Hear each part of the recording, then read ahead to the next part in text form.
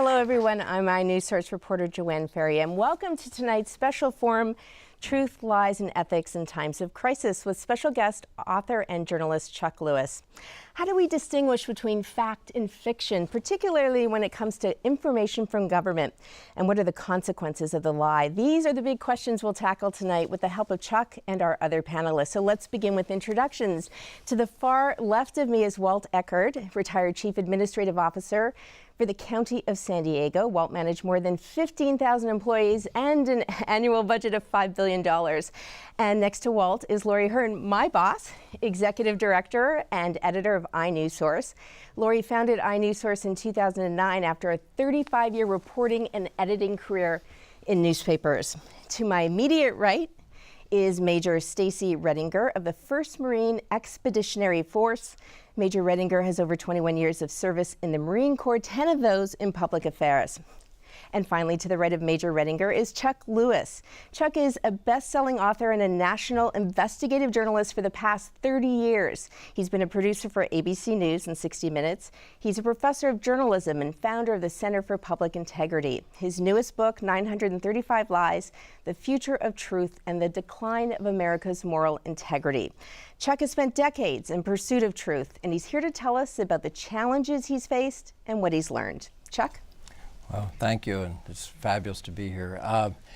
Well, it's hard to sum that up in a few seconds or even a few minutes, but most investigative reporters or journalists in general follow the ones who dig deep, are working with documents and tracking things carefully, and the motto is watch what they do, not what they say, because you might have to hold on to your wallet or wear hip waders. Or whoever it is in power. Essentially what happened with me at the end of 2004, as I was stepping down from the Center for Public Integrity, I came to see that it really did matter what people said, and because 60% of the country still thought there were weapons of mass destruction in Iraq, even though it had been a year since the president himself said they weren't there. And then that was quite concerning. Do facts matter anymore? And if you have a democracy, isn't that kind of a problem? And also personally, what about yourself as a reporter if facts don't matter? Obviously, why are we doing this? And so I set about trying to see how significant this problem is, and one story led to another. So I tracked a 380,000 word, we did a database with 8 or 9 researchers looking at all the false and erroneous statements about weapons of mass destruction and all those things with Iraq. Then, of course, I noticed the same thing had happened in Vietnam, where we were told certain things, and it turns out we were attacking them, and plans were being made for a massive war, even though the president was saying the opposite right before the election in '64. And I went back and then examined the great moments in U.S. history, in contemporary U.S. history, of courageous journalism, standing up to power and telling things we need to know that we didn't know. Watergate comes to mind. The Pentagon Papers, where the press did report those things, even though the media did not actually, the northern or the national media didn't acknowledge issues with race so much. The New York Times did not have a bureau in the South until 1947. Et cetera. They finally did rally to start covering that to some extent in the 50s and 60s. And then I looked at corporate misrepresentations, which are substantial. And the book that I've just finished after 9 years and 3 manuscripts and 2 publishers, and promising my family I wouldn't do another book for at least a year, is essentially we have to be smart as citizens and consumers and as journalists about, just like a journalist needs more than one source, I think the public needs more than one source of information, and we have to distinguish between truth and truthiness. Just because someone says over and over something does not mean it's true. Scientific studies show that if anyone repeats something multiple times, humans tend to think it's true, and it's actually not correct. The other problem we have is the number of folks whose job it is to present information, not necessarily not report it, but talk about it, public relations folks. We have now 4 or 5 times more public relations folks than we did in 1960 when Kennedy and Nixon ran for president. It was 1 to 1. Now it's 4 or 5 to 1. So we have a problem, lots of problems, and we just have to watch it here and be cautious in what we hear. And we have an election every couple of years, and presidential coming up down the road, and that's just an example of what I'm talking about. We have to monitor 3 million campaign ads in the last presidential election.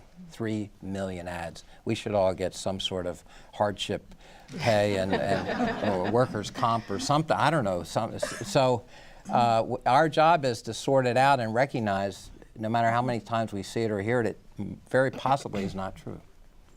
Great. We're going to go to questions from there. You say, sometimes it's not true. If you hear it over and over again, even if it's a lie, we sometimes think it's true. So let's build on that question. Does the public at large want or even care about the truth? And I want to use a specific example when we talk about global warming.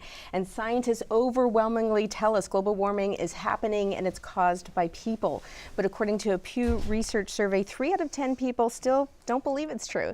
And about half believe it isn't caused by people. So I'm going to throw this to you, first of all, Lori Hearn.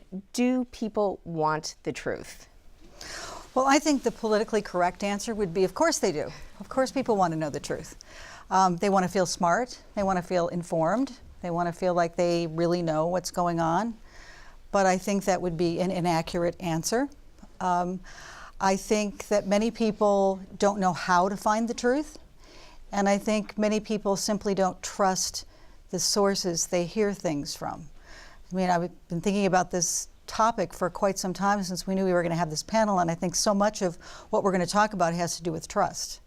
And so I think, yes, I think at their base people want to know the truth, they want to know the facts, but you have to work really hard to find the facts, and I'm not sure everybody wants to do that. What about this whole idea that people go to the news source that tell them what they want to hear, which isn't necessarily true? Is that what you find, Chuck? Well, that happens to be true. Increasingly, folks are sort of segmenting off on ideological reasons, liberals or conservatives.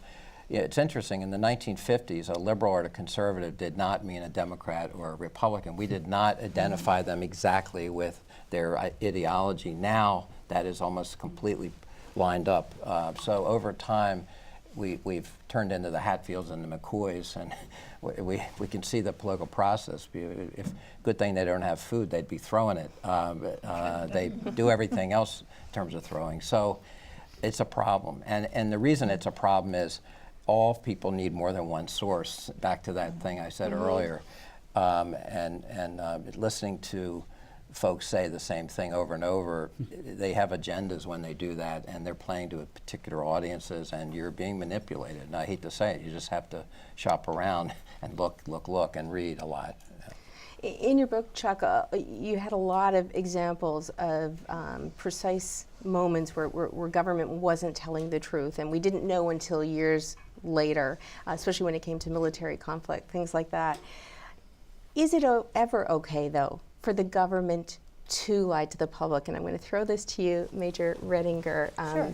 Given your experience. Well, no, it is not okay for the government to lie. I can only speak as far as my experiences working in the military, and I would say the first day that I stepped into my position back in 2005, I decided myself that my integrity would stay intact. And that meant that I would do the right thing, whether it was something that all of you could see or not. And I've held that stern. And I have not been the most popular person in the room.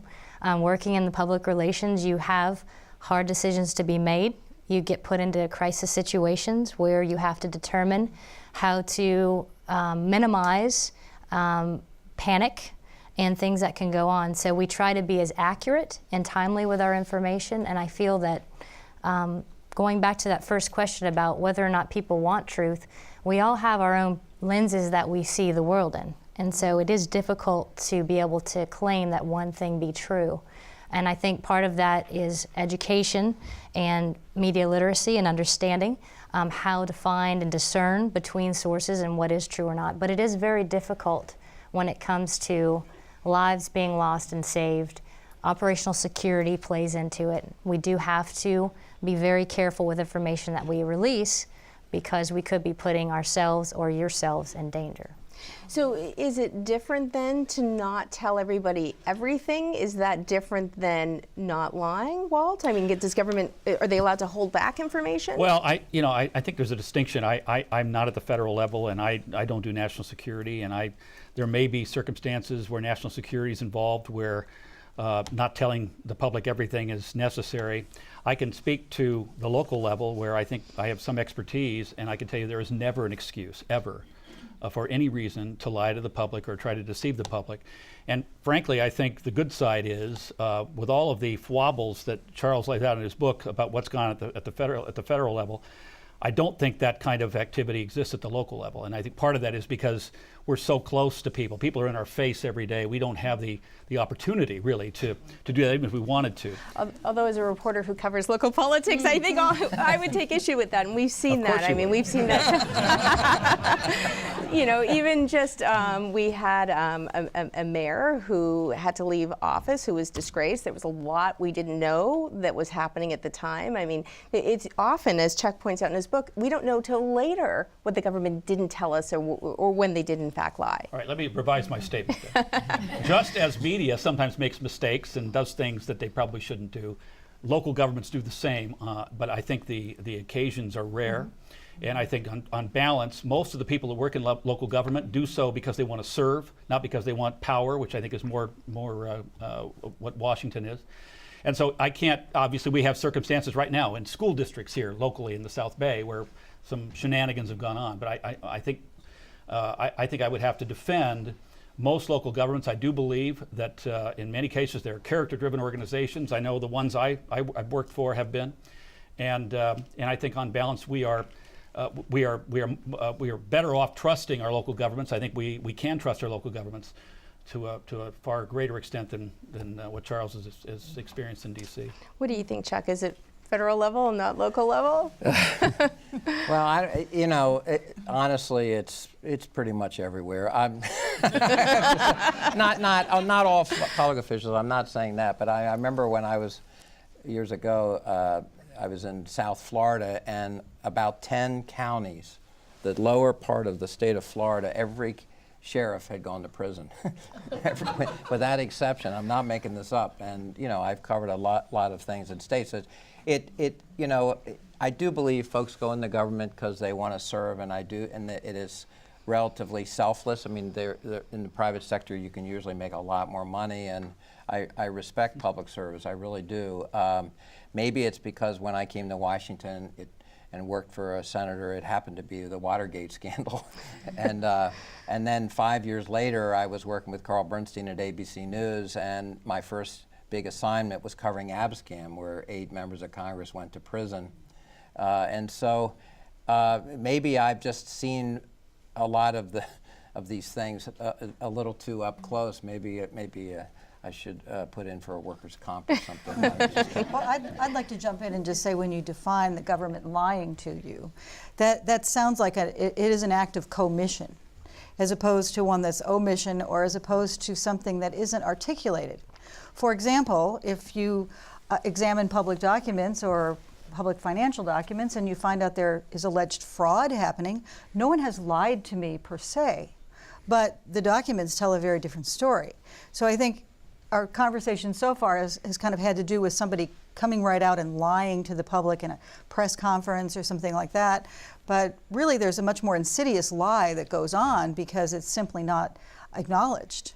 And I would lend to that as journalists, you have a very fine responsibility to ensure when you're examining those that you're taking great care and not putting people into positions where they're found to be guilty before they are, they're gone through all of the things that need to go through with the judicial system or whatever. And I think that that's another side of the coin that sometimes does not get brought up, that the media, when we talk about this repetition of information, when they have one Reuters news source that puts information out and then all the other news sources pick it up, that is a parrot effect. And that's not necessarily truth. That's just information being shared across a channel over and over, which can create that agenda, which again, then people believe. So I think we both have a commitment, both on the internal side, working for organizations with the government, as well as the journalists who are trying to do their jobs.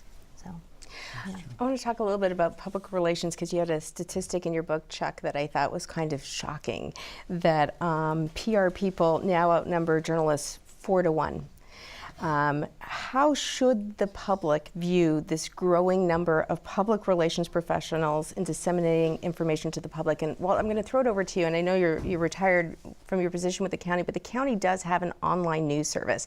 And when you go to this site, it appears just like a regular news site. You wouldn't know that it's actually PR people who work for the government writing these stories.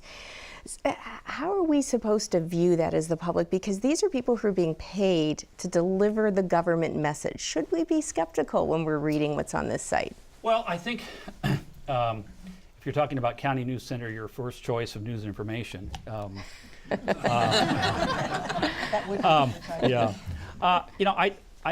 I'm sure you're going to disagree with me, but I don't think you need to have concern. And the reason is because what technology has done is given government the opportunity to do something you haven't been able to do before, and that is to inform people about what government does. The County of San Diego spends $5 billion in tax money every year, and I dare say 97% of the people in the county have no idea what the county does.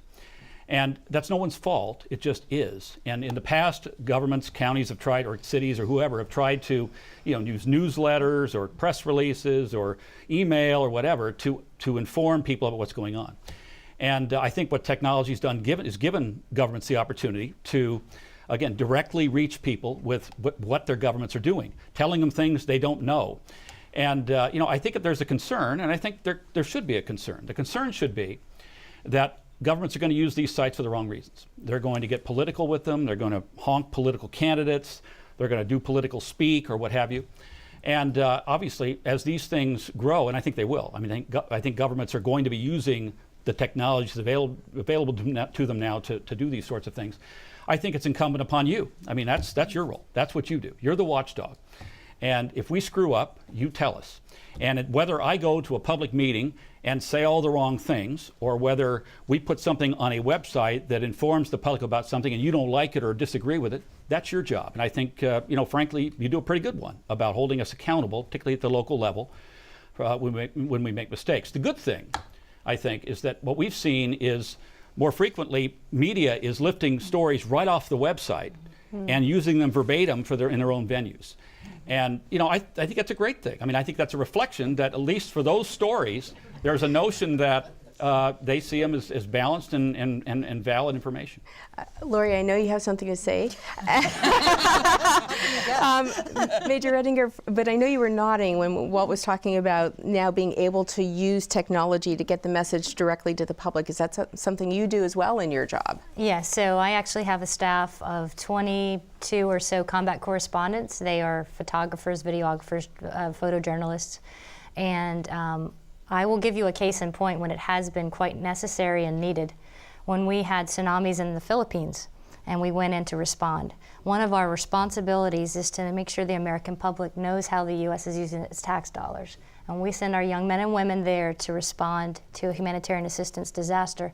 And we did not have any local media that were there that could translate things back. We were able to get that coverage back to the media until they were available to arrive. So it was a quick way for us to be able to relay information back to the American public, especially those. We have a large Filipino-American public population here. So I see it as a way to do that. And then the other piece is that, unfortunately, as we find, the media doesn't cover every story. We have a lot of great things that we do with the military. They come out to Afghanistan, for instance. A lot of them are looking for a way to cover the combat operations, but not when we're helping to put in place new water filtration systems, or helping to develop schools, or other things that are more with building up the country instead of tearing it down. So we've found it to be important to create that balance. And I've been that person to edit those products, and you can take me for honor that those things are looked at very carefully, and that it is as the truth as we are able to provide it to you, so that you know how your U.S. military is doing its job. Lori, should media outlets be taking these stories, lifting these stories verbatim and publishing them or airing them on television news? Well, I think it's totally irresponsible.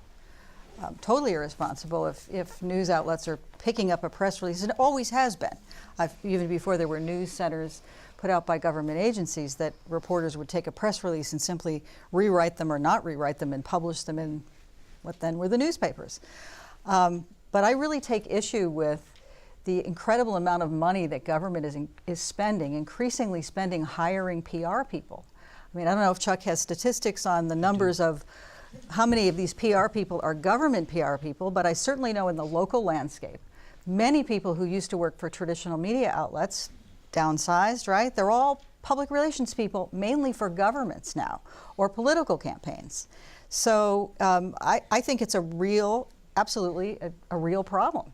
And I understand what you're saying in terms of, maybe there are fewer reporters covering things and the government feels that they have to get certain information out, particularly the positive information that reporters are not writing about or airing, broadcasting. But I think to call yourself a county news center as opposed to, the government press release area or, from the mouth of government or something, I think it's just disingenuous.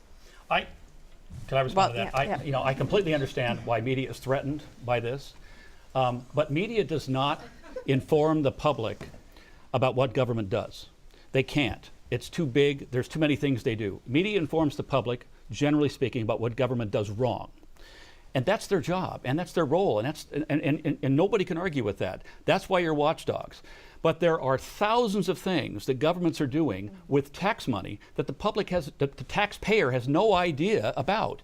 And to the extent that you can inform them, let's use the medical examiner, the story on the county medical examiner, what the medical examiner does. 90% of the public doesn't even know what a medical examiner is, or that they're paying for them, or how we do restaurant inspections. Most people have no idea how that works. That A in the window is a big deal. Those are the kinds of things, if you do the sites correctly, and I said, if they're abused, then you should come down on us like a bats out of hell. But to the extent that they're done properly, I mean, I think they're using a technology that we haven't been able to use before to get information out that we haven't been able to get out before. But should you be required to say at the beginning of that story and at the end of that story, this is written by public relations people who are paid for by the government, and that's what we're delivering to you? Should there be some requirement so the public knows what they're getting? If to the extent that the public is somehow confused that a government website that's putting out government information would require that, then maybe. I don't know. We've never had a complaint like that somebody would say, we didn't realize you were government. But to the extent that's an issue, then I think that's certainly up for debate. Although the news site doesn't say government site, it says San Diego County News Site. But it's on the News Center. county's website. I mean, it couldn't be any more clear that it's part of the county website. Chuck? Well, this is why they asked me to come. Sorry. Just some numbers. The Bush administration hired 450 PR people in the first term. They sent out video news releases that 80 to 100 million Americans saw with taxpayer money. And here's the disturbing part. Most stations, many stations, I don't know the exact number, ran those video news releases without IDing that it came from the government. So that's a problem. The fact that every White House in the last 20 years has had more PR people than the last one, and now, of course, the president can not only do his radio address to the nation, he can do the video version of it. He can do emails to tens of millions of people, mostly his followers, but others. And now there's been a skerfluffle inside the White House because the White House photographer is taking all the pictures and won't let the other non-government photographers take pictures. So we're getting into a place here where we actually don't know where the line is anymore.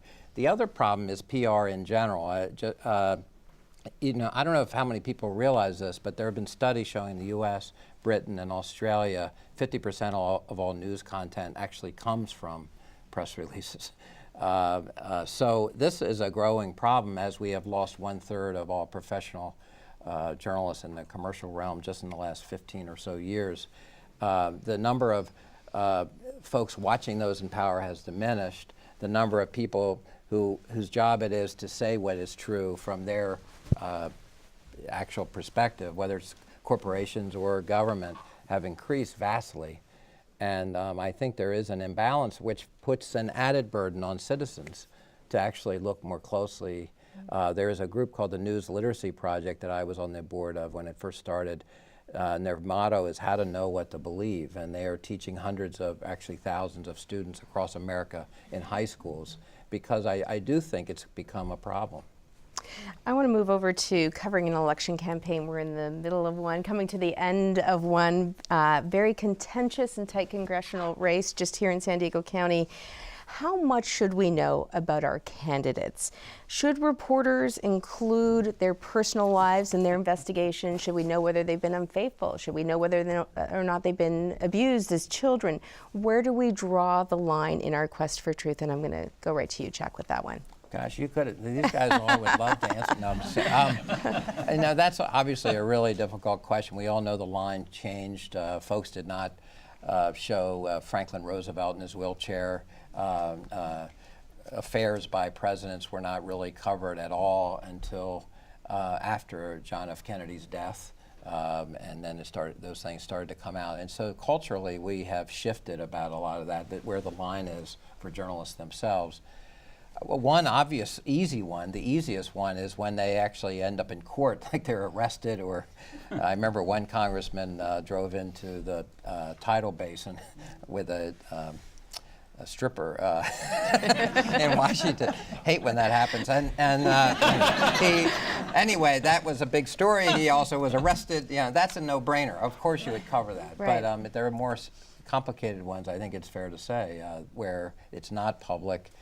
And then you have to make it, each news organization has to decide what's appropriate. Even today, even though it seems like there's no line, I actually think news organizations still exercise judgment, and I think they should about that. Could I make a comment on this? There was a military general that was actually, he went ahead and resigned. I'm not going to speak in the names of who it was, but he was, of all other circumstances, a very honorable person, had done well in his career. And it only took one magazine article to flare up and to pretty much end his active duty career in the military. And some of us in the military looked at that and wondered, was that fair? Was that appropriate that that reporter had taken some information that was background information, which means that maybe it wouldn't be attributed to his name directly, and had put that out? So, but at the end of the day, each of us in those public figure positions have to understand that everything that we say when we're working with the media and or not working with the media, that those actions eventually can come out and can end up putting you in a position where you may lose your position or your title. But I would say that your question directly about whether they should do it, personally, my opinion of it, I think that no one's perfect. And I think that if you want to find something wrong with someone and put dirt on them, you can. And so I really, personally, am a little bit tired of seeing that happen. I think that it deteriorates the way that we all treat each other. And I think that politicians should spend more time trying to teach us about what they are going to do for us instead of telling us what the other candidates can't do or what they're not doing. So, Well, I would agree with that, but I have to say, I think we are rapidly coming to a point where there will be no line. If you look at the 52nd Congressional, it's a disgrace. It's embarrassing. we're talking about Carl DeMaio and Scott Carl Peters DeMaio right and now. Scott Peters. And yet, I think that there's so many ways to find out information about people. I think we're at the point where anybody who wants to run for office must assume that anything about anything they ever did in their life is fair game. And I think, unfortunately, as sad as it is, I don't see how we're going to turn back. I think we are where we are, and I don't think it's going to get any better. You have very highly paid, extremely highly paid political consultants that and people who do nothing but review backgrounds.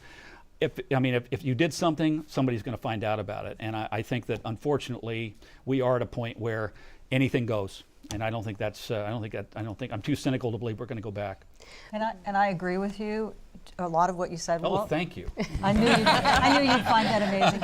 But I think it's really true. But as an editor, there's we always talk about what the relevance of the information is. We hear all kinds of things about people during political campaigns or in government, and we always look at how relevant is it to their job or whatever the story happens to be before we decide that we're going to go with something.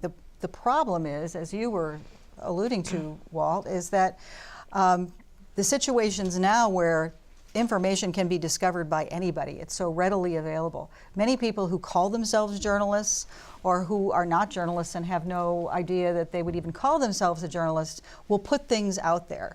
And the traditional or legitimate media is in kind of a bind sometimes. I mean, we think, oh, well, we're not going to publish that because it's coming from an anonymous source and it's not corroborated and all these other things that we hold ourselves to. And then suddenly it's out there on Twitter, or it's out there on some other social media, or some other publication will put it out there, and then we feel sometimes obligated, okay, now that it's out there, people are going to wonder why we're not following it or telling them, is this legitimate or not? And if you try to tell them it's legitimate or not, you're repeating the thing.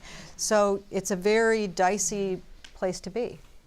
Okay, we're going to move to the audience now for questions. And our first one comes from Alexis Young, a public administration student at San Diego State University. If we are constantly being lied to, what can we take as truth? How can we know major epidemics like Ebola are not a concern for us if we don't have all the facts?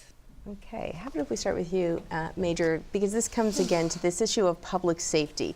Should we know things that maybe would cause us to panic or put us in danger in some way? Definitely. I mean, I'm a mother, I'm a wife, I have a family. I definitely want them to have as much information to keep them safe from harm. But I do think right now, currently in this oversaturated information environment we live in, it's difficult to discern whether it's rumor or it's something as fact. I know personally myself, I had to Google Ebola. I wasn't familiar with what it was, and I was concerned myself with which source I was using and whether I should even refer to just a simple Google search or if I should go to some academic location for information. So I think it's vital. I think that Ebola, I've heard something recently, and it has been the most mentioned thing in the news in the last 10 or so years. So I think the media is trying to assist with it, but again, like we talked about that agenda setting, I think we're hearing some of the top line pieces about it, but I just think we missed the mark on education. We do a lot of, let's just get the shock and awe out there about the things happening. Let's talk about the latest case of what's happening in the US. But what they're not doing enough of is figuring how to reach you all and to teach you how to protect yourself and how to really understand what Ebola is. Maybe comparing it to something we do understand, influenza or some other type of disease or type of condition. So that's kind of where I see it. And Chuck, did you find when you were doing all of your research, did the government ever omit things or say other things because this was really a matter of public safety, that this isn't why we knew, not because it was for some other sort of nefarious reason? I didn't. I certainly found it in some instances, I guess, or we know that that has happened going back 50 years. Presidents have occasionally not mentioned things to save someone's life, or they're bound by a treaty, or I don't know. There are always reasons, and I understand in government there are life and death matters that are being decided, and there is a certain requirement really for judgment of some sort, no question. And I'm not saying it's easy, by the way, but it's also true that sometimes those decisions are made, and it wasn't all that strategic. It was mostly sometimes related to vanity or some other agendas, and the only way we know this, unfortunately, is in hindsight. It usually takes days, weeks, months, years to find out the truth about most of these major traumas or issues that we live through. And that's the problem. We live in a world where some people think 140 characters is too long. And sound bites have gone from 40 seconds to 6 seconds in 20 or 30 years. So intelligent discourse, frankly, has been a little bit endangered in recent years, I think. Well, did you ever find that in your experience working with the county where there were just things, whether it was in a natural disaster or something else, where it's like, well, we don't want to say that now because this can cause panic? I can't really say I did. we obviously don't have disasters of the magnitude that they face at the national level, but we've had some pretty significant fires here, and we had a blackout a couple of years ago. It's possible there were times when that was the case, but I mean, for the most part, I think the emphasis is on providing information. I mean, it's trying to get information out, and typically the problem is we don't know it. People are asking us questions, the press is asking us things that they want to know, and we just don't know the answer. And I think part of the problem that we face is giving too much information, giving information we aren't sure about. And I think that's more the issue that we face at the local level, is that kind of a problem. Okay. Let's go to Dina Robinson, journalist and press club member. To paraphrase Winston Churchill, democracy is the worst system of government except for all the others. But democracy can only function with a well-informed citizenry, capable of voting wisely and making decisions that help keep itself, the country, and consequently other parts of the world reasonably safe and well-functioning. Such a citizenry can only exist with the help of a free, active, and critical thinking press, consisting of smart, talented, curious, well-trained, ethical, and courageous men and women with solid background in history and political science. A diligent, dedicated core of investigative journalists, field reporters, and analytical columnists are sure to ferret out factual, accurate, and insightful selected information, and this is relevant, something that is relevant and not frivolous, nor something pandering to any interest other than the public interest. As a recovering idealist, I don't expect media utopia. I merely ask, what can we do to even incrementally walk back the excesses of the profit-oriented corporate dictates that force today's media to glut the broadcast airwaves, internet sites, and even print outlets with so much misleading and out-of-context sound bites, gossip, and other spam, the worst of which is the increasingly graphic pornography of violence. Even though the unfortunate press exigency of it leads, if it bleeds, it leads, has always been with us. In short, how do we push back? You guys get to answer that one. Chuck, let's go to you. I know you have a whole chapter in your book that relates to this. Well, yeah, we haven't talked enough about the media. The media frequently has done terrible things. I'll give you one example. After it was exposed that there were 75 generals and admirals, formers, all going on TV as independent analysts for the media, and they were getting emails every day from the Pentagon and being flown on the vice president's personal jet to Guantanamo. We later find out they were all recommended to the networks, and it was all, and the networks did not apologize after David Barstow published that story and won the Pulitzer Prize. There was never one story in the broadcast media acknowledging at the national level that they had been basically complicit in deceiving the American people.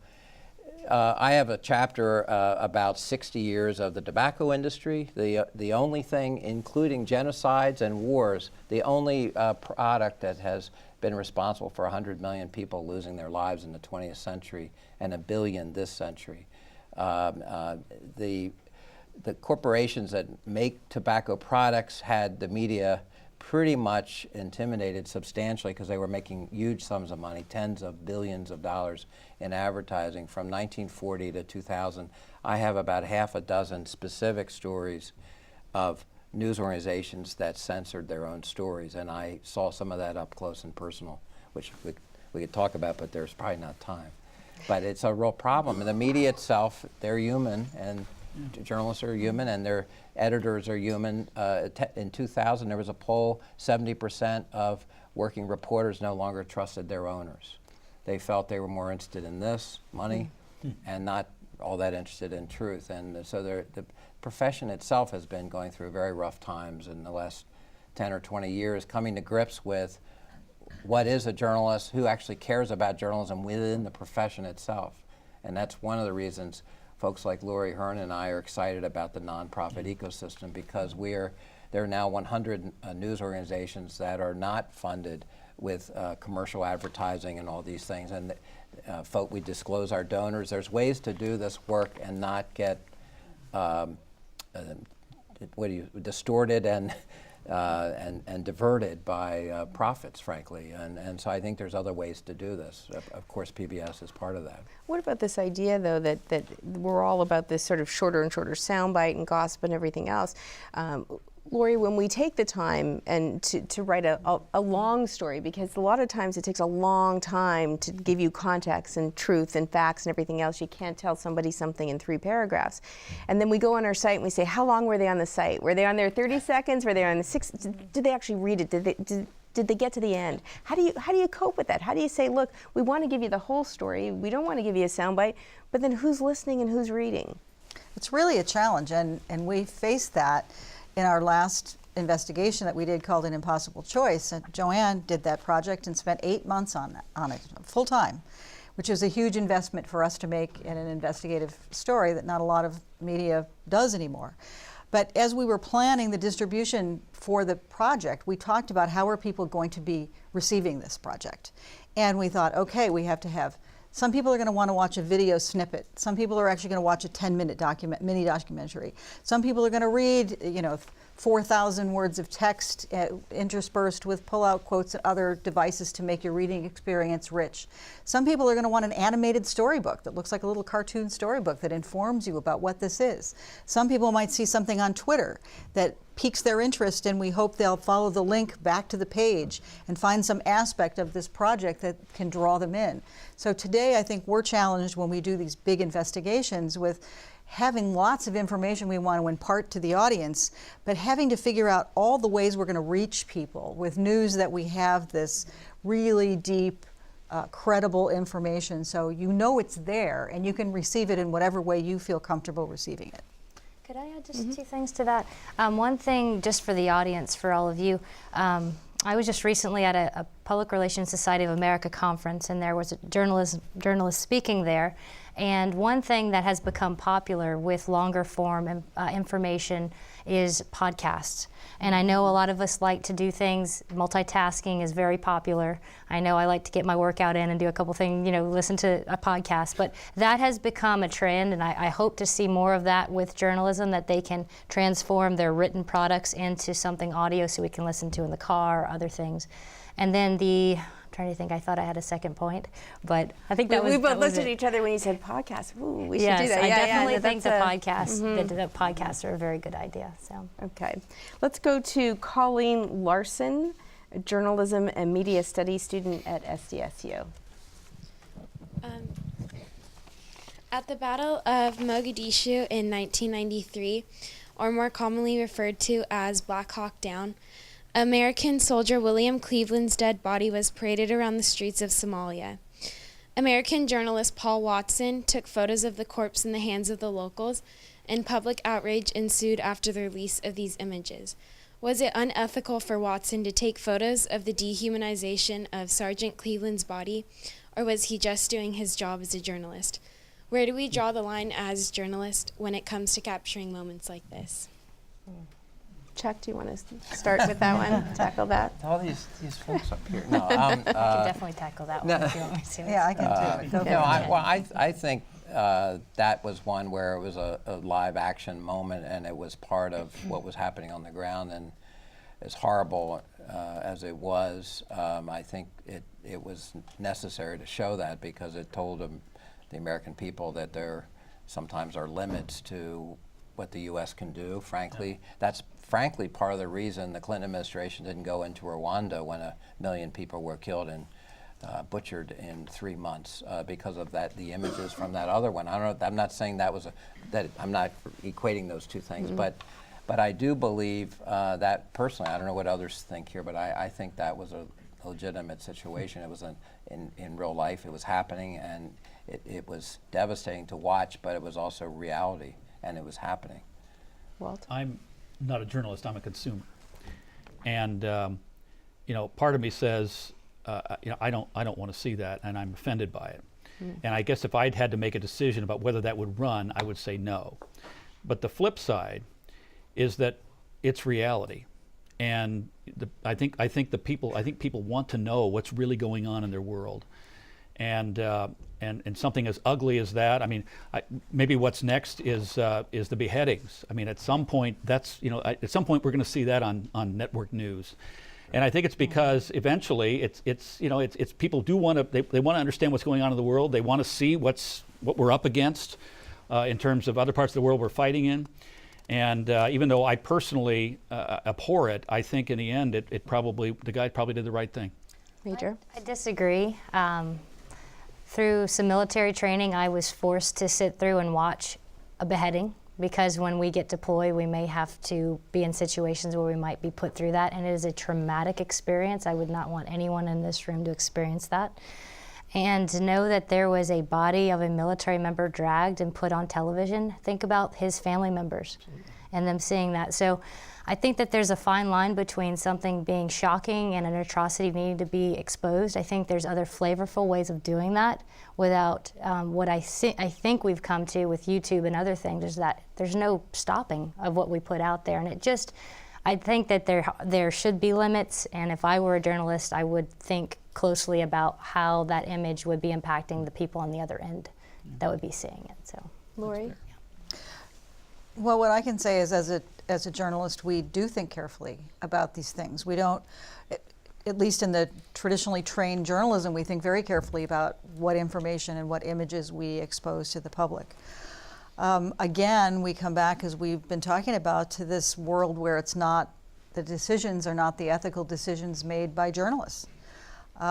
These images and information is put out there by sometimes anonymous people, sometimes other people who simply have access to information. Sometimes you can't even tell if the image is real.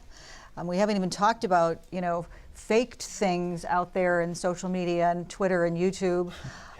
So yes, what do you believe? And I come back to this ethical issue for traditional journalists is, once something like a beheading or this Mogadishu is brought out by even not a legitimate journalist, the legitimate journalists then have to do this examination. Okay, now that it's out there, what do we do? Right. We pretend it's not out there, and how do we deal with it? Okay, let's go to Vanessa Maison, journalism and media studies student at San Diego State. What would you say is the most underreported story in the media today that should be receiving more coverage by our nation's broadcasters? And why do you think our broadcasters are not showing this stuff? Walt, what were the stories of the county that we're not telling? I think we're telling all the stories of the county, but no, I thought all the good stories. I think what's underreported are follow-ups. There's a scandal, and we all see the scandal, and then with our short time frame, we move on, and yet the scandal isn't resolved. Like the VA, I think about the VA. We had a big scandal in the VA. Veterans are not getting the services they need. It was a huge, kerfluffle, and then we moved on from it. Well, now we've got all these soldiers coming back from Afghanistan. We really don't, as we sit here, we don't know if it's been fixed, and I think that's what gets underreported. We don't sort of go back and follow through with the same kind of intensity as we started with, and So I think the VA is an example, but there could be any number of other scandals where we just kind of ignored it once it's over. Chuck? Well, I happen to think there's so many, but I actually think climate change, and only recently here in California we start to have national media focus on issues of water, for example. Very few people know that there's 150 professors at universities nationwide studying water issues, that the U.S. government has satellite imagery and can estimate the depth of rivers and lakes around the world and see when certain countries will run out of water. There's stories like that and subjects like that that we are just not reporting on. The media is not reporting on, and the information and the data is actually there. ProPublica just did an amazing thing about Louisiana and how much of Louisiana has disappeared. These are huge stories, and they should be leading the news. These are very, very serious that we're not addressing as a people or as a country and as a government either. And we are still in the casting doubt mode as we were with tobacco for half a century. Gosh, is it really true? And gosh, some of the people involved in that maybe have a financial interest in kicking the can down the road and not dealing with it. And we have a trend in this country for doing that on numerous subjects. And I kind of think occasionally reality is useful. Okay. Randy Reinholtz, a faculty member at San Diego State. Simple question. Could you tell us 2 or 3 of the most interesting lies you've heard in government or politics in the last few weeks? Go ahead. If you like your doctor, you can keep your doctor.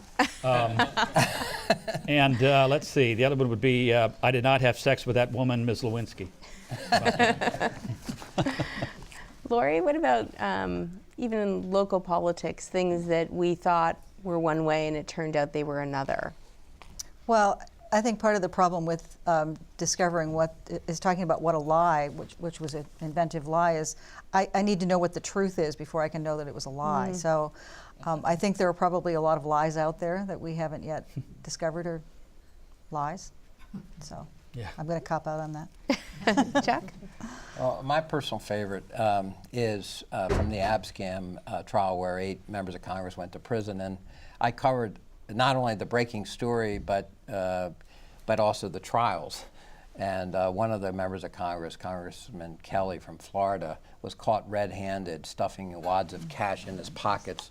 And when asked about it, he said he was conducting his own investigation. That was evidence. And, so anyway, there's so many, though. And isn't that part of the dilemma, as Lori points out, and as you sort of document in the book, is that you're right, how do we know it's a lie, until something becomes declassified or unsealed or anything like that? What does a journalist do? Well, it's a real problem. The Iran-Contra scandal, probably the most significant political scandal after Watergate in this country. 14 people were charged with federal crimes. Many of the important documents for that whole saga are still being held, and they're being held by the presidential libraries and the archival folks who obviously don't want it to come out. The longer that's held, the less we'll know, and when we do find out, many of us in this room won't be breathing. It'll be irrelevant at some point to future generations. And so I actually say in the book, it's more effective now, possibly, than lying is to simply delay the truth. Delay it weeks, months, years, decades, and you didn't technically lie, we just didn't quite get the information. And I think that's a real problem, along with these others. We've got one more question from the audience, and that comes from Jacqueline O'Connor. And I will ask on behalf of Jacqueline to wrap things up, and I hope you all take a stab at this. As an average citizen, how can we get accurate information? Let's start with you, Major. Wow, I wish I knew the answer to that, because I would make a whole bunch of money. How do we get accurate information? I think it starts with again, trying to be as unbiased as possible whenever you're looking at information, and you need to be able to have an eye for seeking out more than one source, and not just taking the first source as being the truth. But also, I just think it's nearly impossible for you to know 100% for sure, but finding those trusted sources. So whatever they may be for you, again, it's all individual. It's what we choose as those sources for information. But whenever we do choose them, not just becoming so comfortable with them that they still remain our only source. So searching around, there's so many aggregation sites out there now where you can actually pull in information from a lot of different locations. Flipboard, there's Reddit, there's all types of different places that you can go. I'm not necessarily saying that those are the places to get that, but I think that we do have ways of being able to find it, but don't have a good answer for that one. Sorry. Walt, you want to take a stab at it? Well, I think I would agree. I mean, I tell my students, many of whom are in the audience. Hello, students. I tell my students that you need to be a well-rounded as it relates to media. I look at every morning. I look at the LA Times, the New York Times, the Washington Post. I look at Huffington Post. I look at Politico and Drudge. Try and get a well-balanced view of what people think about particular issues. And then if I have further questions or I don't think I have all the information, I got to dig myself. And I mean, we have the potential now, the ability now to do things nobody before us could do with the web. And we have the chance to ferret out information on our own that no generation has ever had before. So I mean, I think we're in a better position than we've ever been in, at least if we're willing to put in the work ourselves to really find out what we need to know. And I just like to tag on before they go on. I think understanding history is so important. When you take pieces of news information and it's out of context, it's difficult. But as I grow older, I'm 38. If I was 28, I wouldn't have felt this way, but I really feel I crave to know more about the history to understand the present. So I think that that's important too. Lori? And I think a lot of people can learn some lessons about being amateur reporters. I mean, there are lots of kind of things we do when we dig into things, and the skepticism that we always keep in our minds when we're viewing information. You know, you have a little bit of skepticism, but not a lot of cynicism. And one thing I think Walt was also kind of alluding to a bit is that you need to pay attention to sources that don't just agree with you. Right. I mean, you might really want to gravitate toward that television commentator or that website that makes you feel good because it makes you feel smart and you agree with everything they say. But go to the other side or go to some of the ones you don't know and check them out and build up your own level of trust in the sources you go to and dig. If you don't agree with it, you got to go back to the primary sources. That's one thing we stress as journalists. You want that document. You want to read the document. You want to look at the data yourself. Don't trust people to tell you what's real. No. And Chuck, we're going to leave the final comments to you now. What advice would you give people? Well, an amalgam of everything you just heard. I particularly have a fondness for the written sources, the primary records, documents. I teach investigative reporting, and I tell my students you have to have documents or try to have them. And I just think a sense of history is so valuable. Context matters.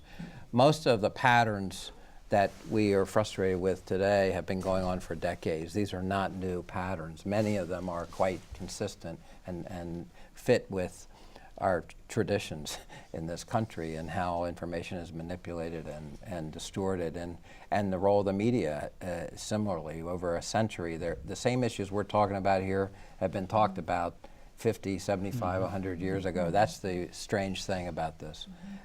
Different people, different time, same problems. And we're going to leave it there. Thank you so much. On behalf of iNewsSource, the schools at San Diego State University, I'd like to thank you all for being here, and a special thanks to our panelists, Walt Eckhart, Lori Hearn, Chuck Lewis, and Major Stacy Reinginger. Thank you so much for this thoughtful discussion. Good night.